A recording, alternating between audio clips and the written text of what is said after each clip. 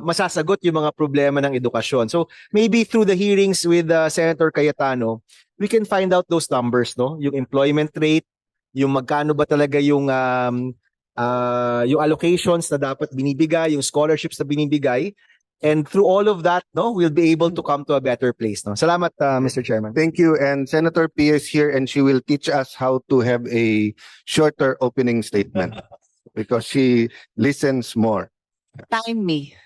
Start now. Very quick intervention because the time is short. Senator Tulfo raised a very interesting point. I'll just comment on one. Yung may age limit daw, we have a law.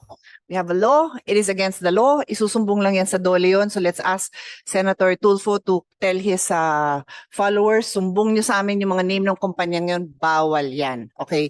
My next point, 3.6% of GNP that does not include local government spending on their own. So actually, feeling ko lang, but we don't have the numbers. We asked before, if you recall, no? Hindi natin mabuo yun. We don't have those numbers. But feeling ko lang, lagpas 4% na yan if you include local government spending. Having said that, do we stop? No, we don't. Why? Tayo nga naghahabol eh. So sana yung goal natin 5 to 6. Then maybe after 5 or 10 years, then we can go to 4. Pero naghahabol tayo.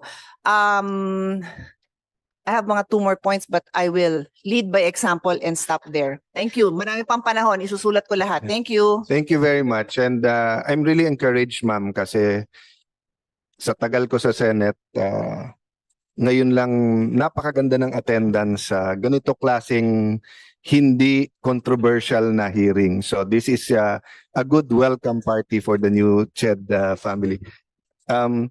I will entertain a motion to approve the rules. Yes, Mr. Chairman, considering that this is an organizational meeting, may I respectfully move to adopt and subscribe to the pertinent provisions of the rules of the Senate and the rules of procedure governing inquiries in aid of legislation. So move, Mr. Chairman. If there's no objection, then the motion is passed. Ma'am, I'll skip to the technical working group para all the rest of the time ibibigay na namin sa inyo.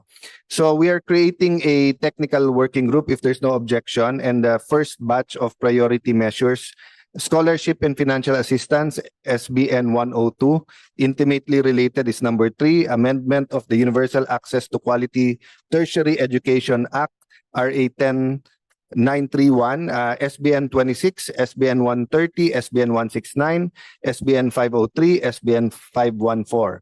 Local universities and colleges governance framework, SBN 504 and SBN 623, and then creation of EDCOM 3, SBN 103. So if there's no objections, a technical working group is hereby created. I have not included yung bill ni Senator Win about yung 3-year college because I intended to pass it muna sa CHED, ma'am. If we can have a consultation with the private and the SUCs, instead of having a hearing and listening why hindi pwede, if we can have a series of consultation, then have a hearing how we can make it work, di ba? So I'll leave it at that. I hope it's possible. So, Comsec, please acknowledge muna, Ma'am Clea, all of the our guests led by the CHED chair. Thank you, Your Honor. We would like to acknowledge the presence of our resource persons from the Commission on Higher Education, led by Dr. Shirley Agrupis, chairperson of CHED, together with the commissioners, Dr. Rickmar Aquino, Dr. Ethel Valenzuela, Dr. Desiderio R. Apag, Executive Director Attorney Cinderella Filipina Haro, Attorney Ryan Esteves from the UniFast,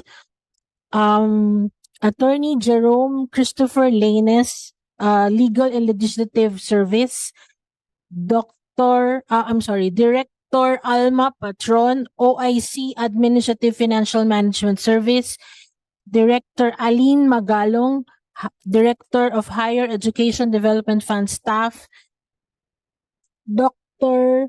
Sylvette Gunigundo, Office of Planning, Research, Knowledge and Management, Director Raul Moyong, Office of Institutional Quality Assurance and Governance, and Director Corina Francis Cabanilla, Office of Student Development and Services.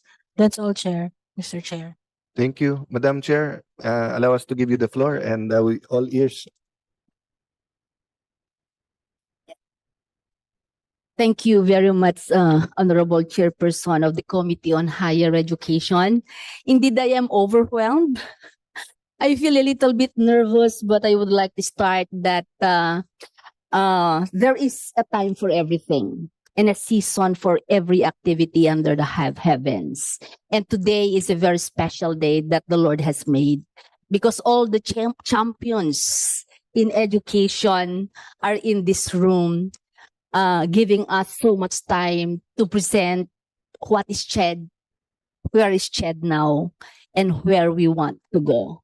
And thank you for this opportunity. And I would like to acknowledge the presence of all the senators here, Senator Pia, who have been our spokesperson in the defense of our budget in the College of Medicine and Higher Education. Marami pong salamat sa pagbigay ng maraming oportunidad sa mga higher education institution.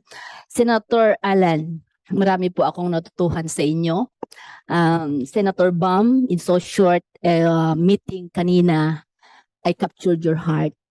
Senator Bongo, maraming salamat sa mga support na binigay sa MMSU when I was still the president. And of course, Senator Win Gatchalian, ang unang senador na nagbigay sa akin ng oportunidad to listen in my research, and now we have the National Bioenergy Research and Innovation Center in MMSU. So marami pong salamat for this opportunity. It is an opportunity for us to present CHED. So I was not given the time limit, but I will make sure that I will go fast so that we can have more time in answering Q&A later on, because there have been so many questions raised already. But I'm sure that the whole CHED delegation that I brought here are ready to answer now. So I will go fast just to present an outline. I will present CHED in numbers, CHED mandate and programs, the CHED superpower, our organizational structure and manpower, the challenges of CHEDs, and the proposed strategy to address these challenges. So let me start by presenting to you, honorable senators, what the numbers of CHED. So higher education institutions are classified in terms of type. We have the local university and colleges, private, SUC, and to date we have CHED supervises 1,876 HEI, and with the total enrollments of 5.175 million. You can see the percentage share. You can see that inuunahan na po ang, in terms of number, mas marami na po ang local university and colleges than SUC. If we move forward, next to this slide, this will show us the national student enrollment in higher education. I am presenting you from 2021 to 2025, and to date, if you see the grand total, we have 5.175 million. And it is noticeable that private higher education institution dominates the number of enrollees. Next slide.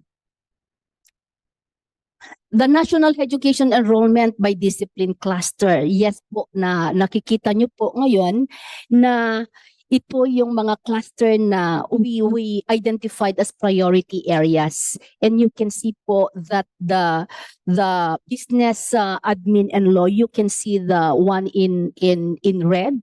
These are the clusters that have been identified by EDCOM priority areas, but we find it deficient in terms of takers. Next slide. Now, so this is now the number that we are managing at CHED, 5.2 million students, and there is an increased interest in critical sectors, as you have seen in the previous slide. Nakikita nyo po na ang critical sector ay agriculture and forestry, fisheries, and veterinary and natural sciences disciplines. These are the degree programs that should serve as a workforce to ensure food security. Next slide. So, consistent increase, tama po yung observation ni Senator Bamakino that the participation rate is 68.12%. With the present support of the government now, from a very low participation rate, nagiging 68.12% now. And with the current effort of the Marcos administration, wherein they are giving through, of course, the chairperson of finance, they are giving or focusing support to education. We hope to increase this participation rate beyond the 70%. Next slide. And this now makes us the second in the ASEAN region. Of course, we cannot beat Singapore. Next slide. So the number of graduates, what about the graduates? So sabi ko in one of my speeches during commencement speakership, we do not lack graduates, but we lack graduates who have the commitment to serve our nation. So from 2020-21, we only have 275,000 graduates, but during the academic year 2023-2024, it surged to as high as 805,000. The overall completion rate rose to 64%, from 64% to 70% by academic year 2020-2021 entrance. Next slide. So, what about the expenditure? Again, I would like to take this opportunity to thank the present administration for sustaining the free higher education program. We are mindful kung paano po nag-start, who are the people behind this free higher education program, and we are very thankful to that. Let us see how much we are spending for this free higher education. Next slide. So here is a table where we can see the increase in the budget allotted for the free higher ed together with beneficiaries. Honorable members of the Senate here, especially to the chairperson of the Committee on Higher Education, these are the numbers. So you can see that the number of SUKs also, that's wrong, 113 lang po. And then from 2021 to 2022, it has increased from 1.6 plus million to 1.8 million. So for the CHED recognized local universities and colleges, that is the LUCs. So sabi ko kanina, dumadami na talaga ang number ng LUCs. So you might be asking me, bakit 101 LUCs lang ang nandyan dyan sa CHED recognized local colleges? Because we do not have. The local university and colleges is created by the LGU ordinance. Ang binibigyan lang po ng ating free higher education are those who subject themselves for quality assurance. Kaya po ang nabibigyan lang kahit 179 ang ating LUCs ay ang napipigyan lang po ng free higher education subsidy is 101. So if you combine the beneficiaries of the SUK and LUCs, it is now to date 2.3 million students. Next slide. So, this is the percentage. Now, what about the test grantees? So, nabanggit kanina that aram din po namin kung sino po yung mga nagsulong in expanding the benefits of the Unifast Law or the RA 10931, and this is through the tertiary education subsidy. The tertiary education subsidy is distributed to private HEI, SUCS, and LUCS. Siyempre po, ang state university and colleges and LUCS are prioritized but following the DSWD listing.